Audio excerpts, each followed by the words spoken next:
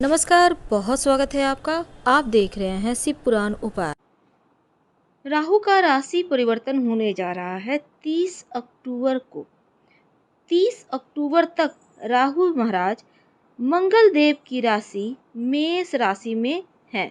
30 अक्टूबर की दोपहर 2:13 पर अपनी वक्री चाल चलते हुए, राहु हमेशा वक्री ही चलते हैं, मेष राशि से निकलकर देवगुरु बृहस्पति की राशि मीन राशि में प्रवेश करेंगे।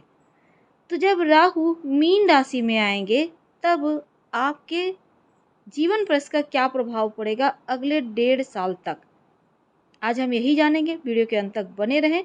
और यह प्रेडिक्शन चंद्र राशि पर आधारित है। राहु एक धुएं के समान ग्रह है जो व्यक्ति के जीवन में भ्रम फैलाता है। राहु का नाम कूटनीति में माहिर, इसलिए राहु की कृपा हो जाए तो व्यक्ति राजनीति में खूब सफल होता है। और राहु बहुत जल्दी बदलने वाला, तेज बुद्धि वाला भी है, इसलिए व्यक्ति को भ्रमित भी कभी करता है और कभी तो एकदम से आसमान की ऊंचाइयों पर पहुंचा देता है। इसके गुण भी होते हैं, दोष भी होते हैं, और इसका प्रभाव भी तत्काल मिलता है। यानी रातों रात व्यक्ति को या तो एकदम से अमीर बना देगा, या फिर राहु की दशा में अक्सर स्वप्न में सर्प दिखाई देता है, क्योंकि राहु का संबंध सर्प से भी है। जीवन में झूठी उम्मीद, झूठी आशाएं, अंधविश्वास, धुंधली दृष्टि, ये भी राहु के कारण होता है।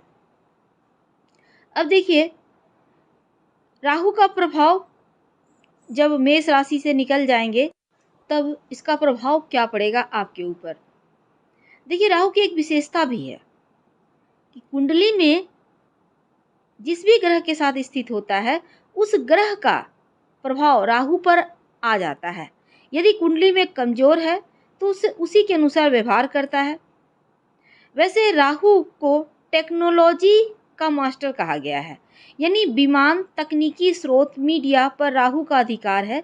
और राहु को अशुभ ग्रह भी माना जाता था पहले के ज़माने में, लेकिन अब राहु को संचार का कारक माने जाने वाला का है, क्योंकि राहु के कुछ अनछुए जो तथ्य थे वह जीवन से कहीं गायब थे, लेकिन अब सही तरीके से सार्थक प्रभाव डाल रहा है राहु। तो हर सफलता प्रदान के पीछे करने के पीछे हर व्यक्ति के जीवन में राहु की कृपा का भी महत्व होता है, और राहु को भी देखना चाहिए। तो राहु मीन राशि में 18 मई 2025 की शाम 7:35 तक रहेंगे। इसके बाद कुंभ राशि में प्रवेश कर जाएंगे।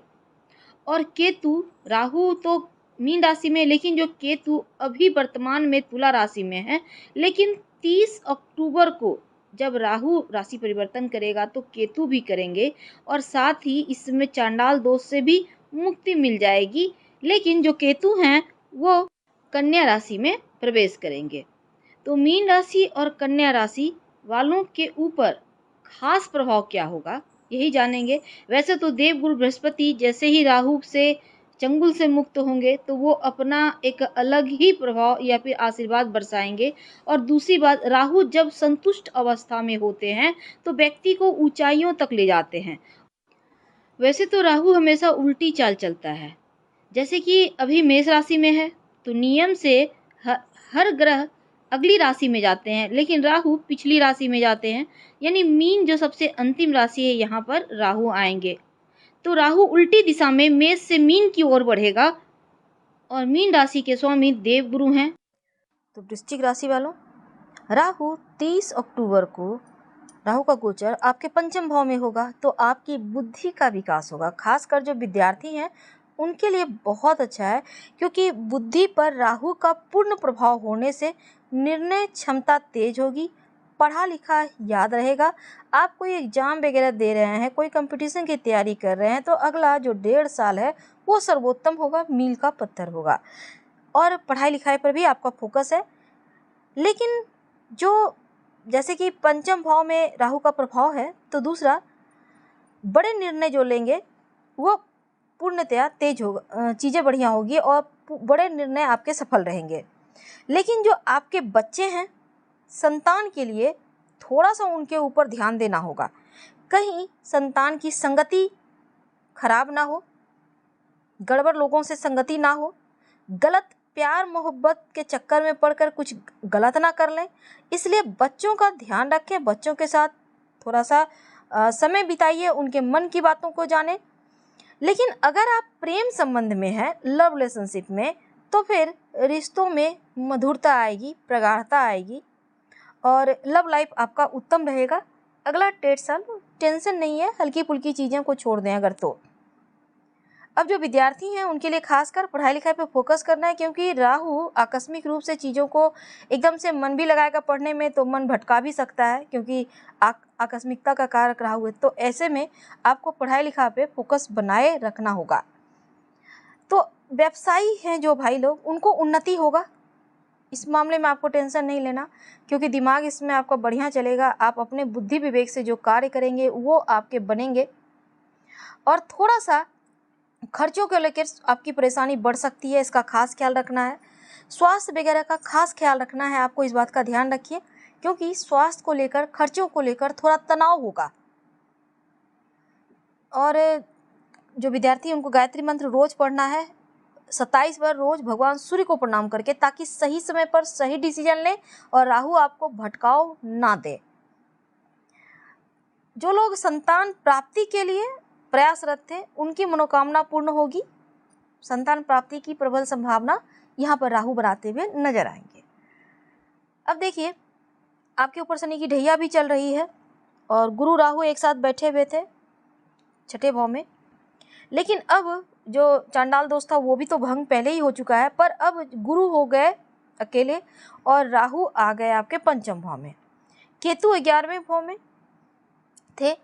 अब देखिए, केतु का गोचर अगले 18 महीने के लिए आपके लिए शुभ है, क्योंकि अगर कुंडली में आपके केतु की दशा अंतरदशा चल रही है और केतु 8वें और 12वें भाव में नहीं है आपके, तो फायदा जरूर मिलेगा। अब देखिए, केतु 9वें भाव में यहाँ पर गोचर करने से भाग्य का सपोर्ट है। और दूसरा, इस समय 10म भाव में केतु बैठे हुए हैं, तो कर्मों का फल वो देंगे। 5म में राहु है, तो संतान की तरफ से खुशियाँ मिलेगी, ये 2 चीज़ तो तय है। पर दूसरी बात ये है कि इनकम बढ़ेगा, नौकरी करते हैं तो प्रमोशन भी होगा, धीरे धीरे ही सही पर आप तरक्की करते जाएंगे। केतु 3रे भाव को देखेंगे तो आपको आपके कर्मों का फल जरूर बढ़िया मिलेगा। और जब 7म भाव को देखेंगे तो पार्टनरशिप में जो लोग काम करते हैं उनके लिए बढ़िया है। हो सकता है अगर आप सिंगल हैं तो आपकी लाइफ में कोई दस्तक दे। और दूसरा, केतु की वजह से यहाँ पे राहत है, तो आपके लिए समय उत्तम चल रहा है बहुत सारे मामलों में। अब एक और बात का आपको ख्याल रखना होगा, जैसे मेष में वक्री चाल का आपका प्रभाव था, तब आप आत्मविश्वास के दम पर बहुत सारे कार्यों को भी कर रहे थे, लेकिन अब जब वो यहाँ पे मीन में आएंगे तब धन का लाभ होगा, आपकी आर्थिक स्थिति बढ़िया होंगी, यात्रा के योग बनेंगे, नौकरी में आपका प्रभाव बढ़ेगा। और इसमें अगर कहीं निवेश करते हैं तो आगे चलकर उसका फल भी आपको प्राप्त होगा। तो 5म भाव में राहु के आने से बहुत सारे मामलों में मिला जुला हुआ है, लेकिन आकस्मिक धन प्राप्ति के स्रोत बढ़ेंगे। शेयर मार्केट से लाभ जरूर होगा, क्योंकि राहु संचार का कारक है, तो यहाँ पर शेयर मार्केट वगैरह में आकस्मिक आपको लाभ दिलवाएगा। और थोड़ा सा जो आपके छोटे बच्चे हैं अगर, या फिर आपके बड़े भी बच्चे हैं, तो उनके संगति और उनके स्वास्थ्य दोनों का थोड़ा सा ख्याल तो रखना होगा। हालांकि छिपे हुए शत्रुओं से थोड़ा सावधान रहने की आवश्यकता है, इस बात का ध्यान रखिएगा, इस बात को आप इग्नोर नहीं कर सकते। अगर कोई शत्रु विरोधी है तो नजरें बनाए रखें, क्योंकि शत्रु पर जितना नजर रखेंगे उतना अच्छा। और माता रानी को रोज 2 लौंग अर्पित करें, प्रसाद के रूप में खा लें। वैसे इस समय कहीं भी धन किसी को उधार ना दें, वरना वो पैसा आपका डूबना पक्का है। और कहीं निवेश करते हैं तो सोच समझकर सलाह लेकर फिर करें, किसी की बातों में आकर कोई भी कार्य ना करें, इस बात का ध्यान रखिएगा। और हालांकि पहले से आपने निवेश करके रखा है तो लाभ होगा, लेकिन जो विद्यार्थी प्रतियोगिता परीक्षा वगैरह की तैयारी करें उनके लिए समय अच्छा है।